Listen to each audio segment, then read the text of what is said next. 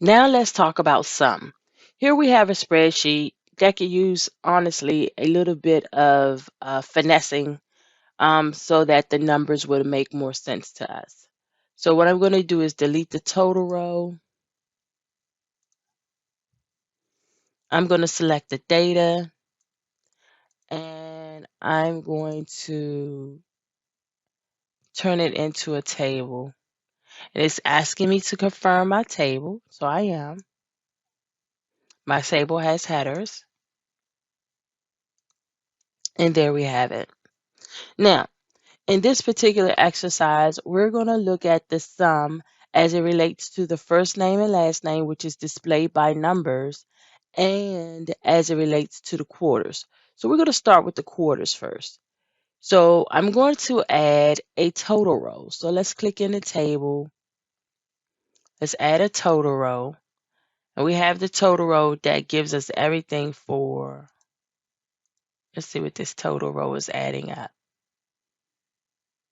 Quarter 4 sales. Well, I could just take this and copy it over, but because we're dealing with sum, I'm going to use the sum function to add these. So let's go here, click on sum. And now we have the sum value for Q1 sales. To do this manually, I can type equals sum, double click on sum, and then select the cells I wanted to summarize, well, to add up. Let's do it the right way. And I could do the same thing here. I can go to formulas, insert function, look for sum,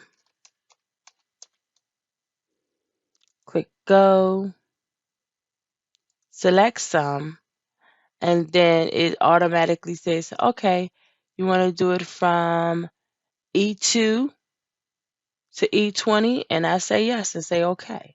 Okay. Now I could also, let's make this look a little more professional. Let's click on currency and change these numbers to currency.